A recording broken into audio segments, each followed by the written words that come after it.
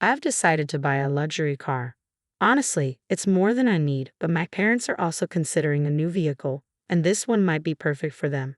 Since marrying Anthony, I've noticed some changes in his behavior. He's become more self-absorbed and surprisingly, even a bit envious of the nice car my parents gifted me.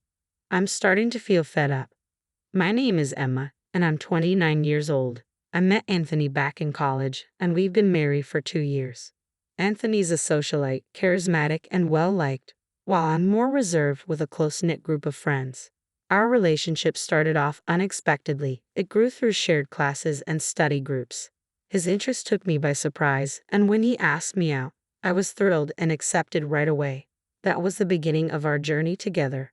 Anthony's charm, relaxed nature, and dedication to his studies drew me to him. He was surrounded by friends and knew several stylish, attractive women, so I figured he'd have no trouble finding the girlfriend if he wanted.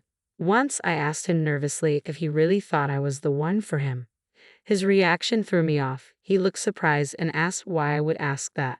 Feeling insecure, I just wanted reassurance, but after a thoughtful pause, he simply said he felt comfortable with me. It wasn't the heartfelt response I had hoped for, and before I could process it, he became engrossed in his phone. Not wanting to push the issue, I changed the subject and apologized, though the doubt lingered. On the surface, our relationship seemed fine. We graduated, got married, and settled into a condo. I landed a stable job while Anthony continued with graduate school and worked part-time. When I shared news of our engagement with my mom, she was ecstatic, admitting she'd started to wonder when I'd introduce a boyfriend. I felt a little guilty for not telling them about Anthony sooner, but my mom, knowing my independent nature, was just glad I had someone who cared about me. My parents have always been my role models. Like us, they met in college and have maintained a deep love and respect over the years. My dad climbed the corporate ladder, while my mom followed her passion for cooking, eventually teaching culinary classes. They've always honored each other's independence and supported each other's dreams, and I want a marriage as nurturing and supportive as theirs. Growing up in a financially comfortable family, I learned the importance of independence early on. This influenced my choice not to follow Anthony into graduate school. I wanted to carve my own path. My dream has always been simple yet meaningful, to create a family environment as warm as the one I was raised in, complete with a loving marriage and perhaps children someday. But as we settled into married life, things started to change. Anthony's financial contributions were minimal while he focused on his studies and part-time job. One day, I brought up the idea of him contributing a bit more towards our expenses. His response was dismissive. "I do contribute, Emma. Didn't we agree you'd cover the living expenses when we moved in?" His words left me uneasy. Anthony's dream of becoming a professor was clear, and I admired his dedication. But as he pursued his career, I felt increasingly burdened by our finances. Despite my assurances that I could manage with my stable income, his curt retort made me wonder if we were truly working as a team. When I first brought it up, I stammered, giving a feeble agreement, unsure how to push back. He sighed heavily. "You wouldn't understand, Emma. Being a graduate student is expensive." Then, almost as an afterthought, he added, "Oh, and I need $26,000 for a research trip. Can you lend it to me? I'll pay you back." His requests for money became more frequent, and the tension in our relationship steadily grew. Anthony often stayed out late, leaving me alone with meals that went cold and unanswered phone calls. Yet whenever he returned, his mood was upbeat. He casually complimented my cooking or suggest spontaneous plans, making me feel valued for a moment. These fleeting gestures of kindness gave me brief glimpses of the joyful marriage I longed for, pushing me to avoid the deeper issues between us. But despite my efforts, feelings of loneliness and anxiety became my constant companions, caught in a cycle of temporary happiness followed by long periods of isolation. I struggled to confide in anyone about my feelings, especially my parents who seemed so happy for us. But they likely sensed that something was off.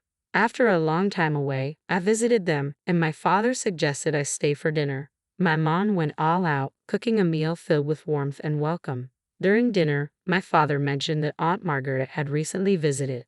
"She was asking about you," he said, describing her as spirited, ambitious, and fiercely independent, the very traits that define her. "I'll reach out to her soon." "Thanks, Dad," I replied, feeling their gentle encouragement to reconnect with family. My father shared fond memories of Margaret, recalling how she often joked that Anthony had whisked me away. Margaret, who had never planned to marry herself, had always been more of a mentor than just an aunt. I could talk to her about things too complex to bring up with my parents, and she always understood me deeply, providing advice and support whenever I was navigating new chapters in my life. Though I'd been hesitant to open up to Margaret about my relationship with Anthony, my visit to my parents sparked a desire to reach out to her. A few days later, we met at a cozy cafe. Margaret, ever so stylish, greeted me with a warm look and offered a bit of fashion advice. "Marriage is more than just the ceremony, Emma," she said, smiling as she sipped her tea. "It's important to feel confident and keep up with yourself. Your appearance says a lot about how you feel. Take care of it." In that moment, I realized I'd been neglecting my interests and quickly apologized for losing touch. Margaret chuckled, saying, "That's just like you, Emma. It's good to be earnest, but your timidity likely comes from not stepping out enough." Hearing about Anthony had made her happy. She thought I was finally ready to move forward. We hadn't spent a day just relaxing together in such a long time, and the beautiful weather made our outing even more delightful. As we settled on the cafe's sunny terrace, I felt at ease enough to open up about my concerns with Anthony. At first, I thought that even someone as reserved as I am could make things work with him, but recently, I was beginning to have doubts. Margaret listened quietly, her gentle nods showing empathy. When I finished, she softly asked, "Have you shared any of this with your parents, Emma?" "No," I admitted. "I was hesitant to tell even you today. I didn't want to seem vulnerable. I felt like I needed to handle this on my own to prove my independence. If my parents knew, they'd probably insist I move back home." Margaret respected my choice to manage things alone but offered reassurance. "If you ever need help, I'm here for you, Emma. I'll support you no matter what." About a month later, my mom called, casually saying, "Whenever you're free, could you drop by? Nothing urgent." Since I had the next day off, I decided to visit. As I approached their house, I noticed a new car in the driveway. I gasped, excitement bubbling up. "Is this car new, Dad? Did you just buy it? Can I take it for a spin?" With a warm smile, my dad reassured me, "This car is yours, Emma. Use it however you like. We thought it would be useful." My mom added softly, "We remembered how much you liked this model when you saw it in an ad. We thought it might cheer you up, especially since you've been going through a rough patch." Their thoughtful gesture, a shiny new SUV from a renowned international brand, filled me with an overwhelming sense of support and reminded me that, no matter how hard things got, I always had a place to come home to. Dad even arranged a parking spot near my condo. I was deeply moved by their generosity.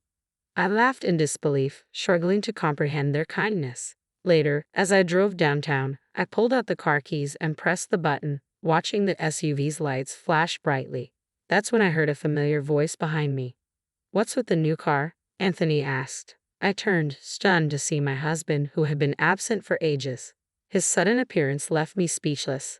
He looked at the car, a smug grin spreading across his face. "A gift from your parents?" Every time I faced Anthony, words seemed to catch in my throat, but I was exhausted from feeling small. "Anthony, don't you care anymore? Do you even care about me?" I managed, my voice trembling but brimming with newfound courage. His response was sharp and dismissive. "Are you just realizing this now? Did you really think I loved you all this time? It's ridiculous how hopeful you are." His mocking laughter stung, and something within me snapped. "Then why did you marry me?" I shot back, louder than intended. Anthony's expression darkened, his voice cold and blunt. "Oh, so you're going to be that blunt? Marrying you was just convenient. And now, what? You want the car too? It's wasted on you." I was stunned by the harshness of his words. Seemingly unfazed, he added with chilling indifference, "We're getting a divorce. And without me, you'll never find another man. Think about that." With that, he turned and left without a second glance, leaving me feeling shattered yet oddly resolute. Sitting in the driver's seat, I fought to calm myself, my mind racing. After a few days of reflection and a heartfelt conversation with Aunt Margaret, I agreed to the divorce and moved back in with my parents, who welcomed me with open arms. Life felt peaceful again, if only for a while. But that peace was short-lived. One afternoon, Anthony appeared at my parents' house, his parents in tow. They all settled stiffly into the living room, and Anthony's father spoke first, his tone stern. "We're here to discuss our son's divorce." As the conversation began to unfold, I felt a surge of determination rise within me. This time, I wouldn't be silenced. "If you don't agree to the divorce," I started, my voice steady, Then let me make myself clear. I warned Anthony that I would leverage Brian's connections at the university to jeopardize his future. It wouldn't take much to tarnish the career of a junior registrar if their daughter filed a complaint. Anthony, who suddenly seemed more concerned, was taken aback by my assertiveness. He viewed my tactics as aggressive and intimidating. His father vehemently argued, "We could easily contest the divorce, Emma. Beneath her simple appearance, she's manipulative and greedy. Poor Anthony. I've heard she even paid him to stay away. She must have entertained other men. We should take this to family court and claim that Anthony was coerced into this divorce." But if Emma were to make a genuine apology, perhaps things could be different. Just then, Aunt Margaret suggested that relinquishing the SUV might help smooth things over. Anthony and his parents listened quietly, absorbing his father's protests. At that moment, the doorbell rang. My mom answered it, and Aunt Margaret walked in, her presence instantly shifting the atmosphere. "Sorry I'm late," she said, joining the tense gathering. Anthony's family, who had only met her once at my wedding, looked surprised. "What are you doing here?" Anthony's mother exclaimed, visibly annoyed. "It's rude to barge in like this. We're in the middle of something." Unfazed, Margaret replied, "You've heard about Anthony's divorce, haven't you?" "How would an outsider like you know about this?" Anthony's mother challenged. Margaret continued calmly, "I was informed by my brother earlier. I couldn't miss such an important moment for my niece." Anthony's mother shot back, "You're probably here to stop the divorce or for money. Are you still going to make accusations after seeing this?" Without missing a beat, Margaret pulled a stack of documents from her bag and spread them out on the table for everyone to see. "I hired a private detective to look into this," she revealed. "It turns out Anthony has been cheating on Emma with multiple women. He hardly came home because of it, taking advantage of Emma's kindness and even asking her for money." The revelation left everyone in stunned silence, and the tone of the meeting shifted dramatically as they processed the weight of Margaret's findings. I was deeply immersed in my university research, so when I finally made it home, we spent quality time together, sharing meals and exploring the world outside. To outsiders, we appeared like any other married couple. "Say something, Emma," Anthony pleaded, his voice tinged with desperation. "You don't need to defend yourself," his father quickly reassured him, eager to regain control of the situation. Margaret's unexpected intervention had illuminated the harsh reality of my troubled marriage, revealing Anthony's deceit and the manipulation I had endured. This new information forced everyone, especially Anthony's parents, to reconsider their approach to the divorce negotiations. "It's not your fault," Anthony's mother hastily added, clutching the documents suspiciously. "These must be fabricated. Our Anthony would never do such things. He's a kind, outstanding son." "Kind to his parents, maybe," Aunt Margaret interjected sharply, her calm demeanor belying her evident resolve. She pulled out a photograph from the stack of documents. "I was at a hotel for a business meeting recently and saw Anthony there with another woman, looking quite cozy. I had the detective investigate Anthony as well, and the results confirmed my suspicions." Anthony's mother's face drained of color as she grabbed the documents to examine them closely. "What is this, Anthony? How long has this been going on? These are all lies, aren't they?" she demanded, her voice trembling. Anthony tried to snatch the documents back, denying everything, but it was too late. The seeds of doubt had been sown. "You've been cheating on me. The car you wanted so badly was for her, wasn't it?" his mother accused, her voice cracking under the strain. No matter how much Anthony tried to soothe her, his mother was inconsolable. She stormed out of the house, tears streaming down her face, with Anthony stumbling after her, trying to explain. Amidst the chaos, he blurted out, "Hey, wait, what about me?" As he followed her, bewildered, the rest of us were left in stunned silence. Aunt Margaret, however, wore a satisfied smile and gave me a knowing wink. It was clear she had anticipated this dramatic turn of events and the revelations that would follow. After the tumultuous scene, Aunt Margaret confided in me that Anthony's parents had eventually separated. "You won't fall for such a terrible man again," she assured me, her tone protective yet empowering. "Let's focus on making you even more resilient. I'll teach you everything I know about grooming and self-care." Despite her busy schedule, Aunt Margaret made time for me, taking me out for meals and shopping trips. During this period, I absorbed a great deal from her, gaining a new perspective on self-care and confidence. Her guidance not only helped heal my wounds but also equipped me with the tools to build a stronger, more confident self. A year after my divorce, I made a life-altering decision to enroll in graduate school. This period marked a time of intense personal growth and transformation. One day, while waiting at a street intersection, I heard my name being called. I turned around to see Anthony, my ex-husband. He seemed genuinely surprised by my appearance and remarked on how much I had changed. At first glance, I barely recognized him. The man who once knew me as his unremarkable ex-wife now saw a woman who had blossomed into confidence and beauty. Meanwhile, Anthony's life had taken a sharp decline following his parents' very public and scandalous divorce. He had dropped out of graduate school after Kyle and Karen withdrew their financial support amidst the turmoil he had caused. Struggling to cover his tuition and living expenses, the carefree lifestyle he once enjoyed had become a distant memory. The women who had once shown interest in him had moved on, and his former social status had seemingly evaporated overnight. As Anthony was about to suggest we catch up, Jonathan, the man I was currently dating, approached us, his timing perfect and signaling a clear demarcation between my past and the new chapter I was embarking on, one that no longer included Anthony. Nearby, a group of women couldn't help but admire Jonathan, wondering aloud if he was a model. Observing my brief exchange with Anthony, Jonathan gave him a polite nod and said, "It's okay, we're done here. Let's go," taking my hand confidently.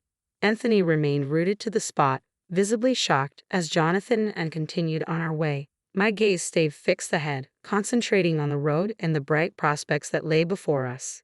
I didn't glance back even once as we departed.